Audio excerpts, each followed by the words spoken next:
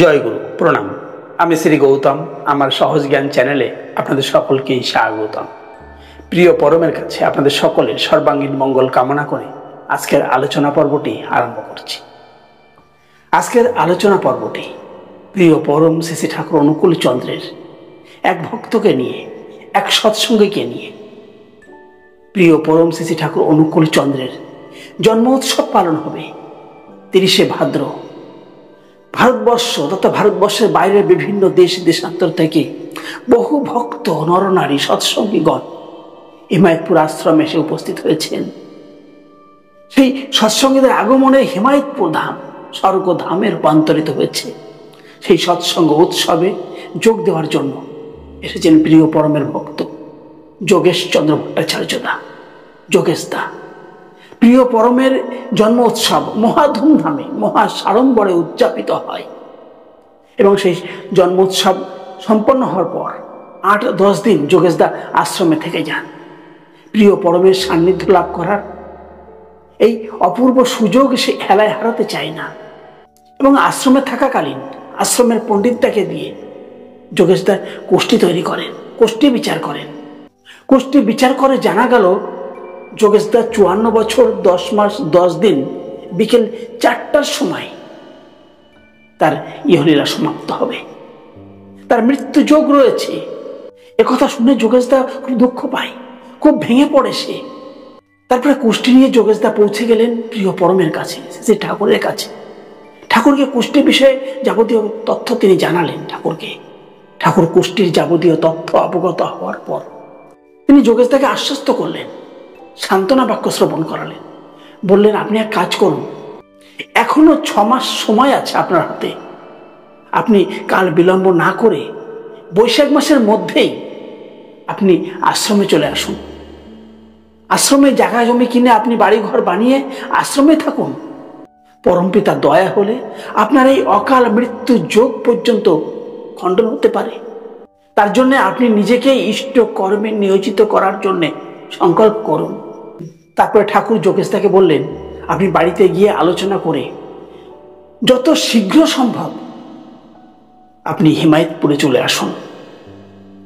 এই বলে যোগেশদাকে কাছে ডেকে তার পিঠে 3টে থাপ্পড় মেরে বললেন, ঘাবড়াবেন না, ভয় পাবেন না, পরমপিতার ইচ্ছায় সব সম্ভব হয়ে যায়। তারপরে যোগেশদা আশ্রম থেকে বাড়িতে ফিরে এলেন। কিন্তু বাড়িতে ফেরার পরেও যোগেশদার একটা মনমরা ভাব। সকলেই জিজ্ঞাসা করে, তার স্ত্রী পর্যন্ত জিজ্ঞাসা করে, তোমার কি হয়েছে? তুমি যেন আশ্রম থেকে ফেরার পরে একটা অন্যরকম মানুষ হয়ে গেছো। আগের মতো সেমন কথা বলছো না, হাসছো না, মন খুলে কথা বলছো না কেন? কি হয়েছে তোমার, বলো আমাকে। যোগেশদা কিচ্ছুটি বলে না, কই কিছু হয়নি তো। যোগেশদা এড়িয়ে যায়। তারপরে সংসার নিয়ে, স্ত্রী পুত্র কন্যা সন্তানকে নিয়ে, তার ব্যবসা নিয়ে, তার আত্মীয় স্বজন বন্ধু বান্ধবদের নিয়ে যোগেশদা মশগুল হয়ে থাকতে লাগলেন। প্রবৃত্তির পথ অবলম্বন করে তিনি ইষ্ট নির্দেশকে অবহেলা করতে লাগলেন। ঠাকুরের নির্দেশ তিনি অবমাননা করলেন এবং ঠাকুরের কথা মতো তিনি বৈশাখ মাসের মধ্যে হিমায়তপুরে গমন করতে পারলেন না। তার বসত বাটির তার মায়া মোহ তিনি কাটিয়ে উঠতে পারলেন না, তাই তার আর যাওয়া হলো না। তারপরে দেখতে দেখতে জামাই ষষ্ঠী চলে আসে। বড় মেয়ের বিবাহের অনুষ্ঠান সম্পন্ন হয়েছে। জামাই ষষ্ঠীর উপলক্ষে বড় মেয়ে আসবে বাড়িতে। বড় মেয়ে যোগেশদার খুব প্রিয়। বড় মেয়ে আম খেতে খুব ভালোবাসে, তাই যোগেশদা বাজারে গিয়ে বেছে বেছে সুমিষ্ট আম তিনি কিনেছেন। কয়েকে ঝুড়ি আম কিনে এনে বাড়িতে রেখেছেন। মেয়ে এলে তার ইচ্ছা মতো আম খাবে সে। কিন্তু পরে জানা গেল বিশেষ কারণে মেয়ে জামাই ষষ্ঠীতে আসতে পারবে না। যোগেশদার মন ভেঙে গেল, মেয়ের সাথে আমার আর দেখা হবে না। যোগেশদার স্ত্রী এ কথায় রাগ করে, বলে, কি যা তা বলছো তুমি? তারপরে যোগেশদা অন্য কথায় চলে গেলেন। তারপরে বললেন, আচ্ছা জামাই ষষ্ঠীর জন্য তোমাদের কার কি কি লাগবে আমাকে একটু বলো, আমি বাজার থেকে সব নিয়ে আসি।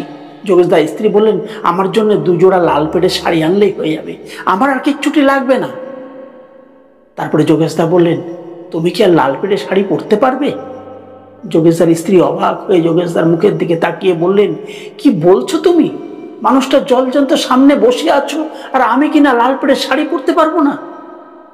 যোগেশদা একটু হাসলেন, তারপরে চলে গেলেন। জামাই ষষ্ঠীর বাজার করে এনে সব নামিয়ে দিলেন।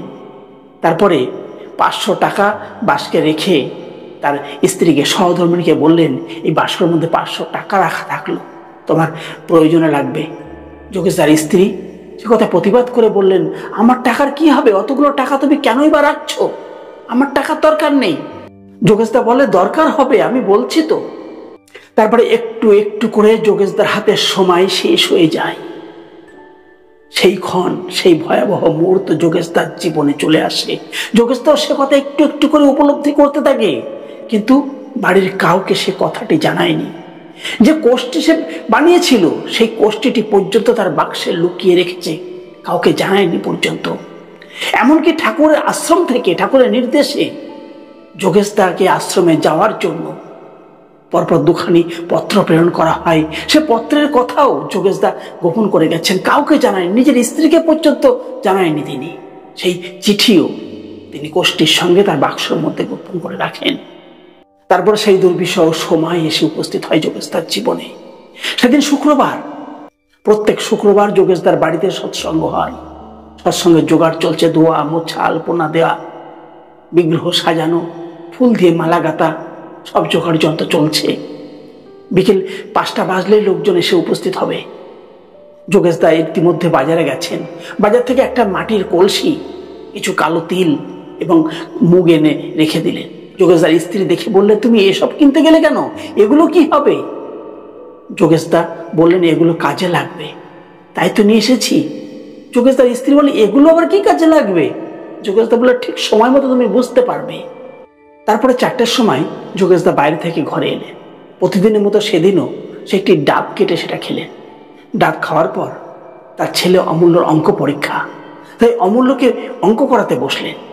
তখন যোগেশদার স্ত্রী খাটের উপরে বসে আছেন, আর যোগেশদার ছোট মেয়ে সুধা সে বাবার জন্য তামাক সেজে এনে দিল। যোগেশদা তামাক পান করলেন, তারপরে জল খেলেন। তারপরে জল খেয়ে তার স্ত্রীর দিকে তাকিয়ে বললেন, আমার বুকটাই না কেমন ব্যথা ব্যথা করছে। একথা শুনেই যোগেশদার স্ত্রী চমকে ওঠেন, আটকে ওঠেন। তিনি তৎক্ষণাৎ খাট থেকে নেমে হোমিওপ্যাথি ওষুধের বাক্সটা এনে সামনে দিলেন। যোগেশদা নিজে সেই ওষুধের বাক্স থেকে ওষুধ বের করে তিনি পান করলেন। তারপরে ওষুধ খাওয়া হয়ে গেলে যোগেশদার স্ত্রী সেই ওষুধের বাক্স নিয়ে অন্য ঘরে রাখতে গেলেন। ওষুধের বাক্সটা রেখে ঘরের মধ্যে প্রবেশ করেছেন। দেখছেন যোগেশদা অসহ্য বুকের যন্ত্রণা নিয়ে ঘরের মধ্যে পায়চারি করছে, যে কোনো মুহূর্তে পড়ে যাবে এমন একটা ভাব। ঠিক যোগেশদার স্ত্রী দৌড়ে গিয়ে তাকে ধরে ফেলে খাটের উপরে বসালেন। যোগেশদা তার স্ত্রী কোলে মাথা রাখতে রাখতেই নেতিয়ে পড়লেন।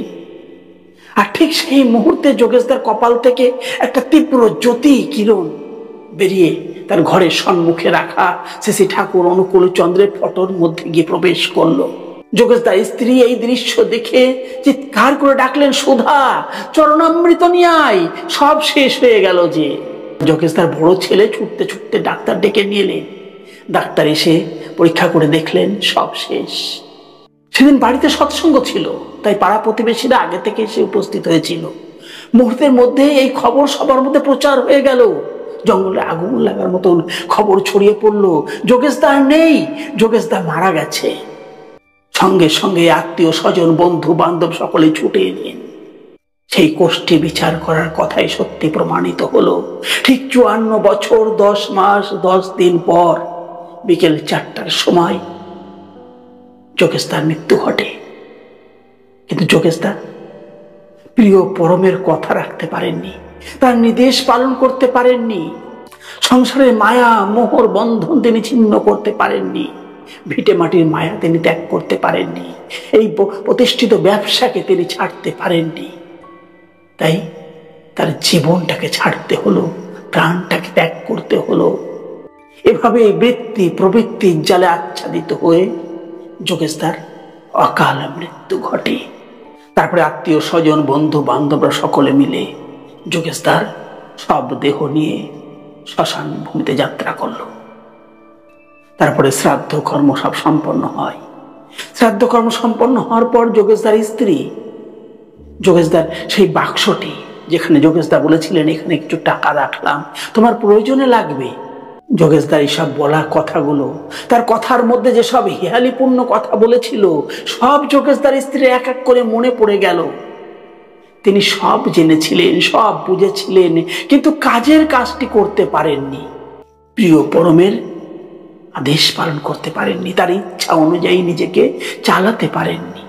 তাই তো অবিন্দা বলেছেন, তুমি যেমন করে চালাতে চাও চলতে পারি না। সত্যি তাই, তার ইচ্ছা মতো আমরা নিজেকে চালাতে পারি না। তাই তো প্রতি পদে পদে আমাদেরকে টক্কর খেতে হয়, বিপদ আমাদের পায়ে পায়ে।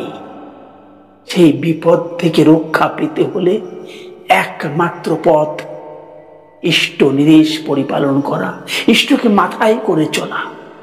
তারপরে যোগেশদার স্ত্রী সেই টাকার বাক্সটা খুলে তিনি বাক্সের মধ্যে একটা কাগজ আর দুটি চিঠি পেলেন। কাগজটি বের করে দেখলেন সেটাই যোগেশদার কুষ্টি, যেটা হিমায়তপুর সৎসঙ্গ উৎসবে গিয়ে যোগেশদা কুষ্টি তৈরি করেছিল। সেই কুষ্টিতে স্পষ্টভাবে লেখা রয়েছে, আর কুষ্টির কথা অক্ষরে অক্ষরে সত্য প্রমাণিত হলো।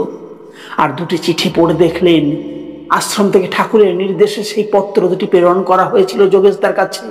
তাকে আশ্রমবাসী হওয়ার জন্য বারবার করে তাগিদ দেওয়া হয়েছে, যাতে সে ভিটে মাটির মায়া, সংসারে মায়া ত্যাগ করে, এই বন্ধন ছিন্ন করে, প্রবৃত্তির জাল ছিন্ন করে সে যাতে ইষ্ট নিদেশ পরিপালন করতে পারে, নিজেকে ইষ্ট পথযাত্রী করে তুলতে পারে।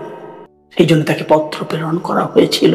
কিন্তু যোগেশদা সব কিছুকে অবহেলা করলেন, সব কিছুকে এড়িয়ে গেলেন। তাই তো জীবন দিয়ে তার মূল্য চোকাতে হলো যোগেশদাকে। তারপরে শ্রাদ্ধ কর্ম সম্পন্ন হওয়ার পর যোগেশদার স্ত্রী তার ছেলে মেয়েদেরকে নিয়ে আশ্রমের উদ্দেশ্যে রওনা দিলেন। আশ্রমে পৌঁছেই প্রিয় পরমের চরণ প্রান্তে লুটিয়ে পড়লেন। নিজেকে আর সম্বরণ করতে পারলেন না, চিৎকার করে কাঁদতে শুরু করে দিলেন। ঠাকুর তাকে টেনে তুলে পাশে বসিয়ে সান্ত্বনা বাক্য শ্রবণ করালেন, তাকে ভরসা দিলেন। ঠাকুর বললেন, তোর সম্মুখে তো অগাধ সমুদ্র, ঢেউ দেখে ভয় পেলে চলবে কেন? নিজেকে শক্ত কর। ঠাকুর তাকে সান্ত্বনা দিয়ে ভরসা দিয়ে বললেন, সাহস কর, ধৈর্য ধর, আমি তো আছি, ভয় কি?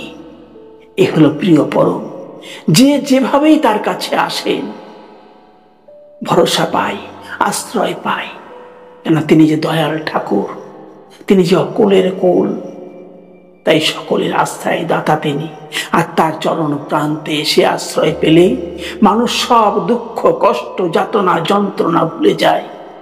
তাই তো শ্রী শ্রী দাদা সুন্দর লেখনীর মাধ্যমে আমাদেরকে উপহার দিয়েছেন, জীবনের ভালো বাকি মন্দ বাকি জানো কি, প্রভুর রাতুল চরণ বিনা সবই ফাঁকি। এ কথা বলেই প্রিয় পরমের কাছে আর একবার আপনাদের সকলে সর্বাঙ্গীন মঙ্গল কামনা করে আজকের মতো আলোচনা পর্বটি এখানেই সমাপ্ত করছি। সকলে ভালো থাকুন, সুস্থ থাকুন, আনন্দে থাকুন। জয় গুরু, বন্দে পুরুষোত্তম।